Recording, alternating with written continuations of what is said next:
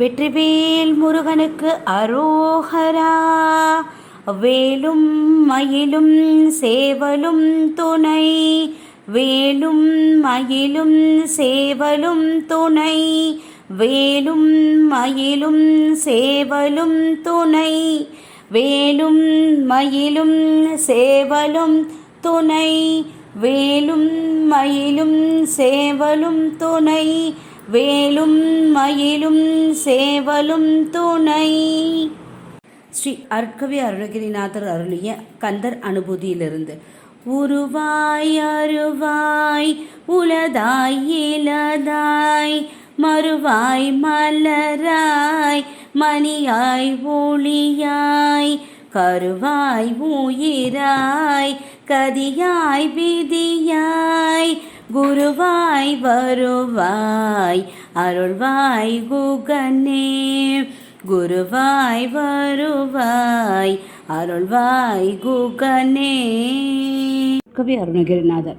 இன்றைக்கி நம்ம என்ன பார்க்க போகிறோம்? சண்டே. ஸோ அவருடைய திருப்புகள்லேருந்து எதனாவது ஒரு பாட்டு மீனிங்.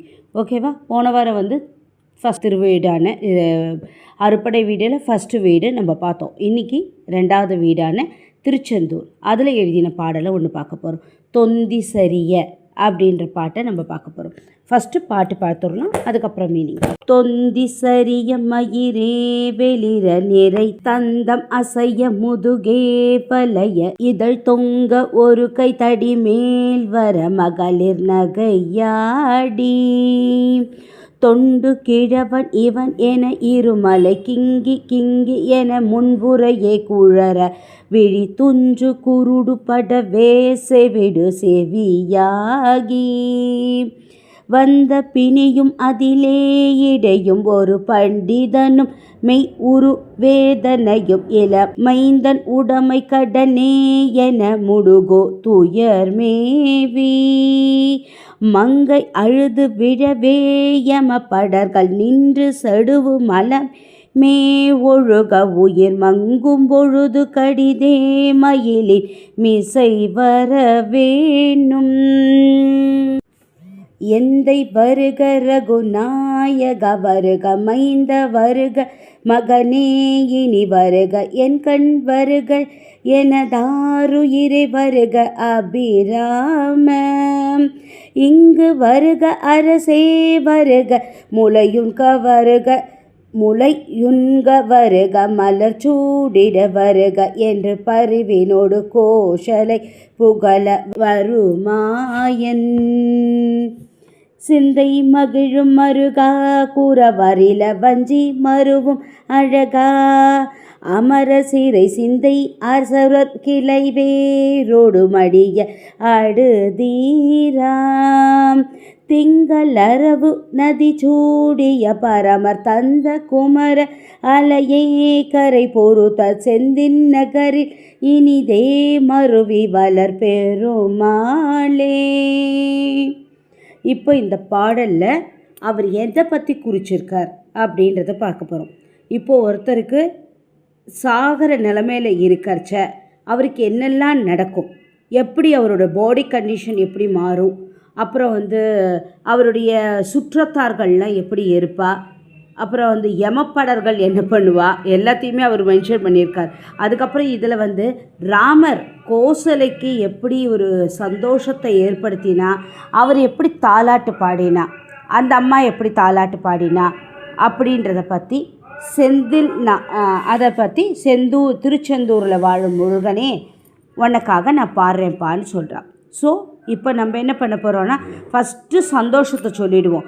அதாவது சந்தோஷம்னா என்னது? கோசலை பற்றி சொல்கிறார் இல்லையா, நம்ம ராமரை பற்றி சொல்கிறார் இல்லையா. நம்ம முன்னாடியே பார்த்தோம், திருப்புகழில் ராமர், மகாபாரதம் வரும், ராமாயணம் வரும், அப்புறம் பாகவதம் வரும், எல்லாமே வரும். அம்மா அப்பா பற்றி சொல்லுவார், அப்புறம் மாமா மாமியை பற்றி சொல்லுவார், வள்ளி தேவியானையை பற்றி சொல்லுவார், பிள்ளையாரை பற்றி சொல்லுவார், எல்லாரை பற்றி சொல்லுவார்ல. இதில் ராமரை பற்றி சொல்கிறார். ராமர் குட்டி பாப்பாவாக இருக்காச்சா என்னெல்லாம் அம்மா பாடினா, எதுக்காக அப்படி? நம்ம சாகிற நேரத்தில் கூட அப்படி ஒரு பிரசாந்தமான நித்திரை வேணும். சுவாமியை நினச்செண்டே நித்திரை வேணும். பெருந்துயில் அப்படின்னு சொல்லுவா. சாவறதுக்கு பெருந்துயில், என்னது திருப்பி வராத துயில் இல்லையா? அது இன்னைக்கு ராத்திரி படுத்த காத்தால் எழுந்துடுறோம், ஆனால் அது அப்படி கிடையாது இல்லையா? நெடுநேரம் துயில் இல்லையா அது? அதனால் அப்போ துயில் பண்ணுறச்சு நம்ம நார்மலாகவே படுத்துக்கடிச்சு மென்டல் டென்ஷன் இல்லாத படுத்துட்டா தான் நல்லா தூக்கம் வரும். சாகிற சமயத்தில் கூட எதையான நினச்சிட்டே சத்தோன்னா திருப்பி அதே தான் பிறப்போம். அது இருக்கக்கூடாது. நம்ம அப்பா அம்மா கிட்ட போகணும். அப்பா முருகா நீ தான் வந்து காப்பாற்றணும் செந்தில்நாதா அப்படின்னு சொல்கிறா. அதில் இப்போ ராமரை பற்றி எப்படி சொல்கிற, என்ன அழகாக வர்ணிக்கிறார். என்ன ஆச்சு கோசலையில்? கோசலைக்கு எதுக்காக துக்கம் இருந்தது? பொண்ணு பிறந்தா சாந்தான்னுட்டு ஒரு ராஜாவுக்கு 350 ராணிகள் இருந்தாலும் தசரதருக்கு ராமாயணத்தில் சொல்கிறோம். தசரதுக்கு 350 ராணிகள் இருந்தாலும் முக்கியமாக 3 பேர் இருந்தா. அதில் ராஜமாதா யார்? நம்ம கோசலை தான். ரொம்ப இஷ்டப்பட்டவ யார்? கைகேயி. கடைசியாக சுமித்ரை. எல்லாரையும் அட்ஜஸ்ட் பண்ணிட்டு இருந்தா சுமித்ரை. அப்படி இருக்கிறச்சா அவருக்கு ஒரே ஒரு பொன் குழந்தை பிறந்தா சாந்தான்னு. அப்போ நீ சாந்தா அந்த பொன் குழந்தை பிறந்ததுன்னா உனக்கு கொஞ்சம் ப்ராப்ளம் வரும்னு அவளை கொண்டு போய் வேறு நாட்டு ராஜா கிட்டே கொண்டு போய் கொடுத்துட்டார். அவர் தத்து கொடுத்துட்டார். அதுக்கப்புறமா குழந்தை இல்லைன்னொன்னே அப்புறம் தான் புத்திர காமிஷ்டி யாகம் பண்ணுறார். அது யார் பண்ணி வைக்கிறா? அவளுடைய மாப்பிள்ளையே பண்ணி வைக்கிறார். நம்ம சாந்தா கொண்டு விட்டாரோ இல்லையோ அவளுடைய ஆத்துக்காரே பண்ணி வைக்கிறார். அப்போ தான் பாயசம் கிடைக்கிறது. பாயசத்தை 3 பார்ட்டாக பிரித்து கொடுக்குறா. 50% கோஷலிக்கு கொடுக்குறா. 12.5% கைகேயி ரொம்ப டயட் கண்ட்ரோலில் ரொம்ப அப்படியே இதுவாக இருப்போம். அப்படியே அழகாக இதுவாக இருக்கணும்னு எதிர்பார்ப்போம். மீதி இன்னொரு 12.5 நம்ம சுமித்திரைக்கு கொடுக்குறா. திருப்பி கைகேயி கிட்டே கொடுத்தா எனக்கு போரும்பா நான் டயட்டில் இருக்கேன்ப்பானோன்னு திருப்பி சுமித்திரைக்கே கொடுத்துட்றா. சுமித்திரை இவ 2 பேருக்கும் நல்லது பண்ணோம். எல்லாருடையும் நம்ம சமமாக தான் இருக்கோம். எல்லோரும் நம்மளை நல்லா பார்த்துக்கிறா. நம்ம நல்லா பார்த்துக்கணுன்னுட்டு அந்த நல்ல எண்ணத்தோடையே அந்த அம்மா இருந்தாங்க சுமித்திரை. அதனால் அவருக்கு இன்னொரு 12.5% கொடுத்துட்டா. ஸோ 50% கோஷலைக்கு, 25% சுமித்ரைக்கு, 12.5% கைகேயிக்கு கொடுத்தா.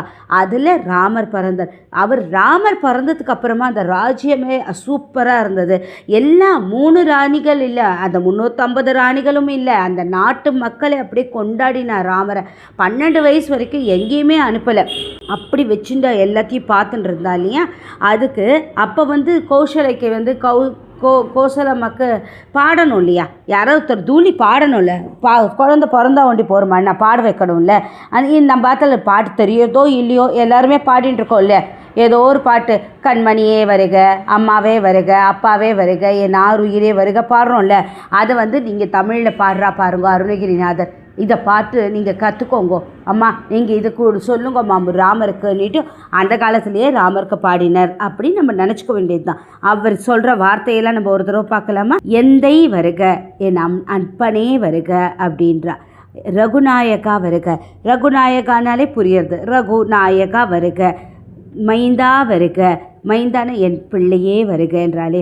மகனே இனி வருக. அப்பா இனிமேல் வந்துட்டப்பா, நீ வந்துருப்பா, வந்துரு, குழந்தை வந்துரு. இப்போ குட்டி பாப்பா அங்கே இருக்கு, நான் வாவான்னு கூப்பிடுவோம் இல்லையா? அது என் கண் வருக, கண்மணியே வருக அப்படி சொல்லுவோம் இல்லையா?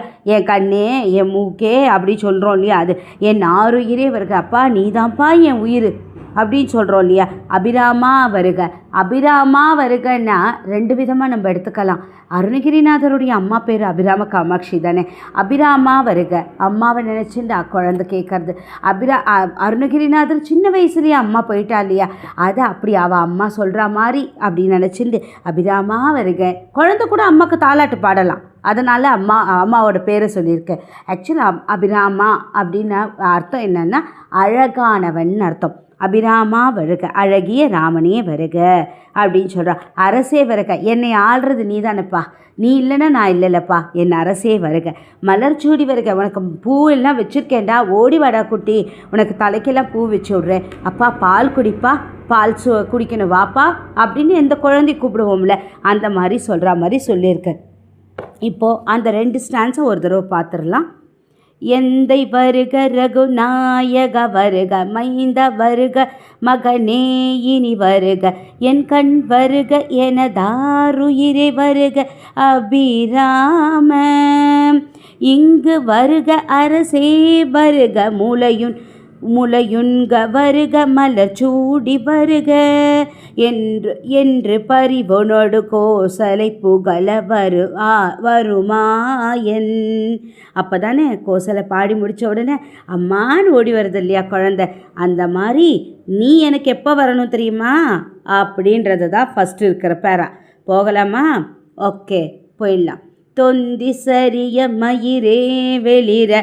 இப்போ ஏஜ்டு பர்சன்ஸ், நம்ம இந்த காலத்தில் வயசானவா தான் சாகணும்லாம் கிடையாது. சின்ன சின்ன பசங்க எல்லாமே போயின்ட்டுருக்கா. திருப்பி பேனிக் அட்டாக்காரா, பாசிவ் அட்டாக்ன்றா, என்னென்னவோ புதுசு வியாதியெல்லாம் வந்துட்டுருக்கு.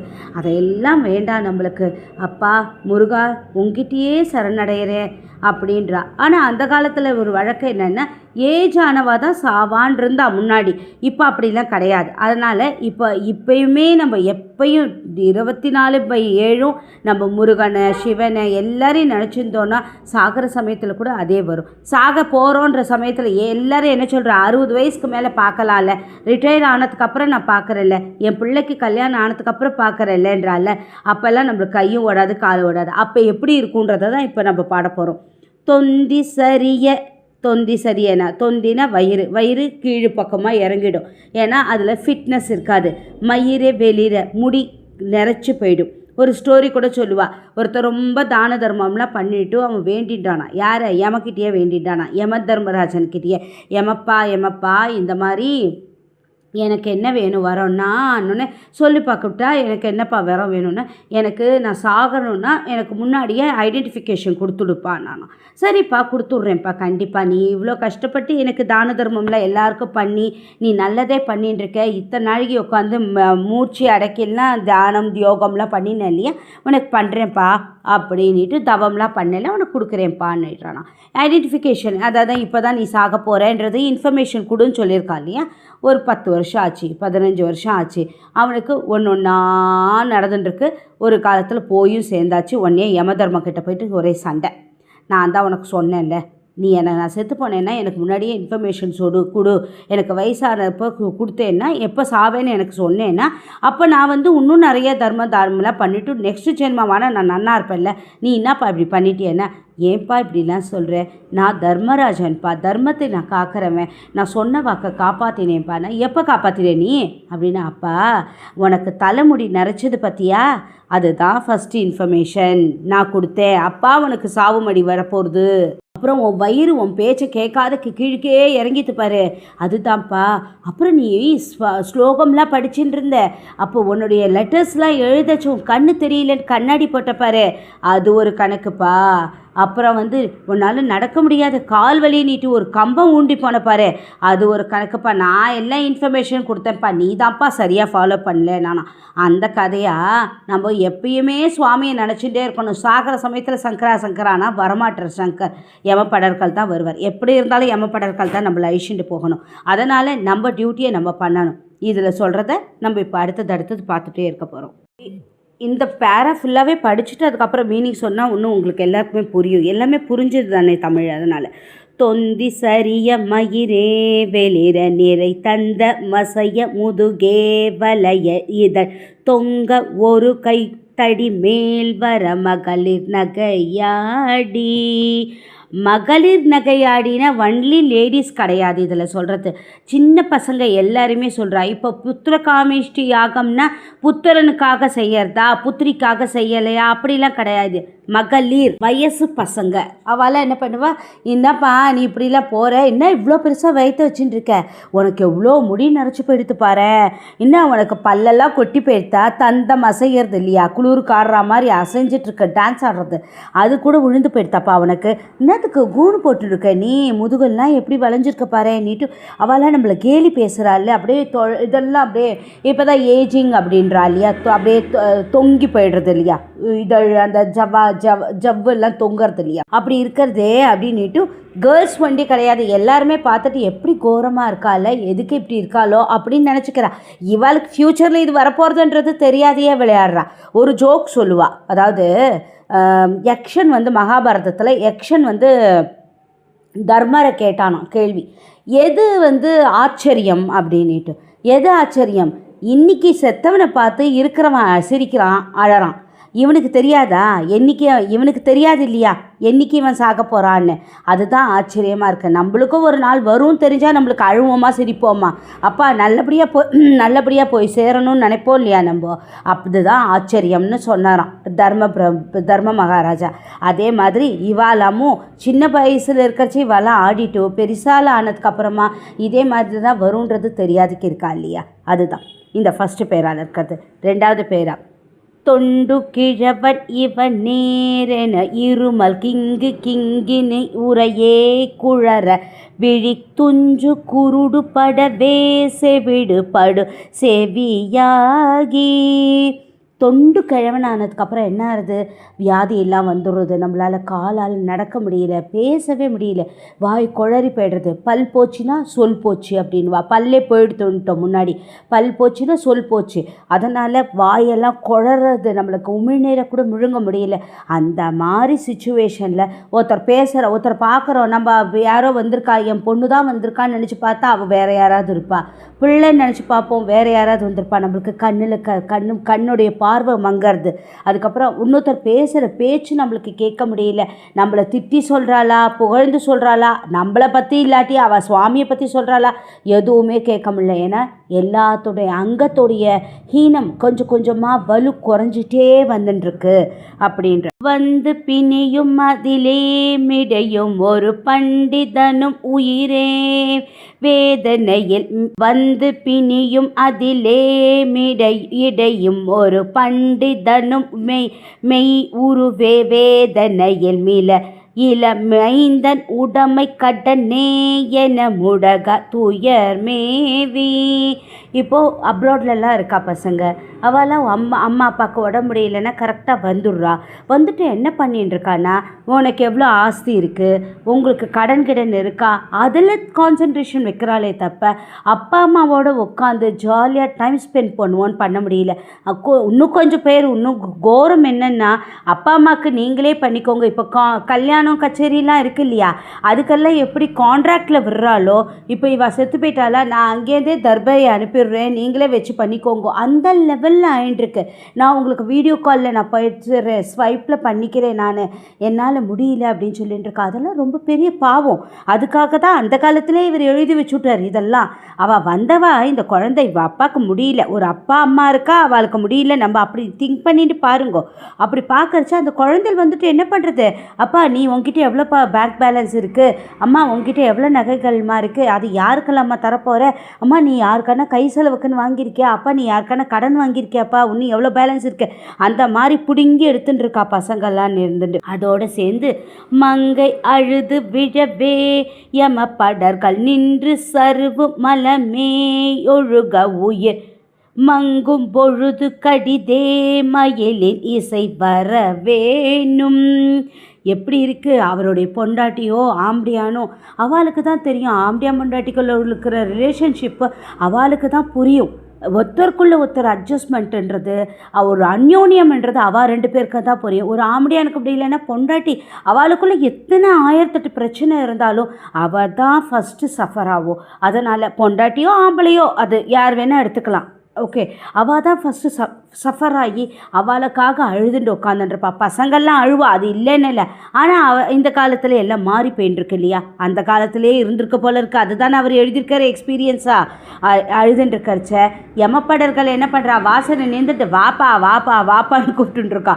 அதுக்கு முன்னாடி பாவம் இவர் படுத்துட்டுருக்கா இல்லையா, இவள் ஆம்பளையோ பொம்பளையோ படுத்துட்டுருக்காளே, அவளுக்கு அவாலையுமே அறியாத மலஜலம்லாம் கழியறது. மலஜலம் வித்தவுட் ஹர் ஆர் இஸ் கண்ட்ரோலில் வெளியில் வந்துட்டுருக்க. அப்போ என்ன ஆகும், கூட இருக்கிறவாள்லாம் ஒரு மாதிரி அசூயையாக ஃபீல் பண்ணுவா இல்லையா. அந்த மாதிரி இருக்கிற சமயத்தில் அப்பா முருகா நீ மயில் மேலே ஏறி என்னை ஆட்கொள்ளப்பா, எப்படி உங்கள் அம்மாவுக்கு நீ உங்கள் மாமன் எவ்வளோ சந்தோஷத்தை கொடுத்தாரோ அந்த சந்தோஷத்தை எனக்கு அப்போ கொடுத்துடுப்பா அப்படின்னு சொல்லி பாடுற. சிந்தை மகிழும் மருகா கூறவரில வஞ்சி மருவும் அழகா, சிந்தை மகிழும் மருகா கூறவரில வஞ்சி மருவும் அழகா, அமர சிறை சிந்த அசுரத் கிளை வேரோடு மடிய அடுதீராம்.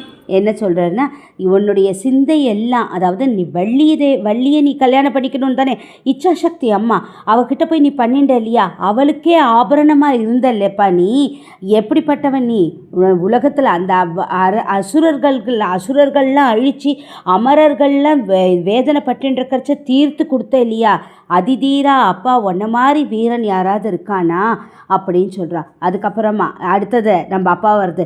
திங்கள் அரவு நதி சூடிய பரமர். திங்கள்னா சந்திரனை சூடின்னு இருக்கார், அரவுனா பாம்பை கழுத்தில் போட்டுருக்கார், நதி கங்கை அம்மாவை தலையிலேயே வச்சுட்டு இருக்கிற பரமனுடைய புத்திரா குமரா நீ எங்கே இருக்க?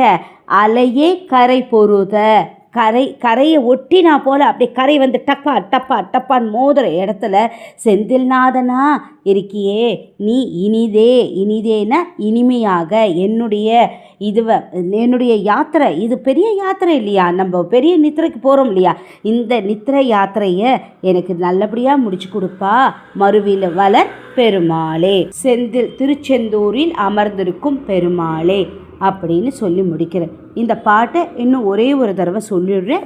தொந்தி சரிய மயிரே வெளிர நிறை தந்தம் அசைய முதுகே வலைய இதழ் தொங்க ஒரு கைத்தடி மேல் வர மகளிர் நகையாடி தொண்டு கிழவன் இவன் என இருமல் கிங்கி என முன்புறையை குழற விழி துஞ்சு குருடு பட வேசெவிடுபடு செவியாகி வந்த பிணியும் அதிலே இடையும் ஒரு பண்டிதனும் மெய் ஒரு வேதனையும் இளமைந்தன் உடமை கடனே என முடுகு துயர் மேவி மங்கை அழுது விழவேயம படர்கள் நின்று சடுவு மலமே ஒழுக உயிர் மங்கும் பொழுது கடிதே மயிலின் மிசை வரவேணும் எந்தை வருகா ரகுநாயக வருகா மைந்தா வருகா மகனே இனி வருக என் கண் வருக எனதாருயிரே வருக எந்தை வருக ரகுநாயக வருக மைந்த வருக மகனே இனி வருக என் கண் வருக எனதாருயிரே வருக அபிராமாம் இங்கு வருக அரசே வருக முளையுண்க வருக மலர் சூடிட வருக என்று பரிவனோடு கோசலை புகழ வருமாயன் சிந்தை மகிழும் மருகா குறவரில வஞ்சி மருவும் அழகாம் சிந்தை மகிழும் மருகா குறவரில வஞ்சி மருவும் அழகாம் அமர சிறை சிந்த அசுர கிளை வேரோடு மடிய அடுதீராம் திங்களரவு நதி சூடிய பரமர் தந்த குமர அலையே கரை பொறுத்த செந்தின் நகரில் இனிதே மறுவில் வளர் பெருமாளே. இத்துடன் இந்த பாடலுடைய மீனிங் முடிந்துட்டு அடுத்த சனிக்கிழமை நம்ம அடுத்த பாடலுடன் சந்திக்கலாம். திருச்சிற்றம்பலம் திருச்சிற்றம்பலம் திருச்சிற்றம்பலம். லைக் பண்ணுங்கள், ஷேர் பண்ணுங்கள், கமெண்ட் பண்ணுங்கள், சப்ஸ்கிரைப் பண்ணுங்கள். Thank you to all.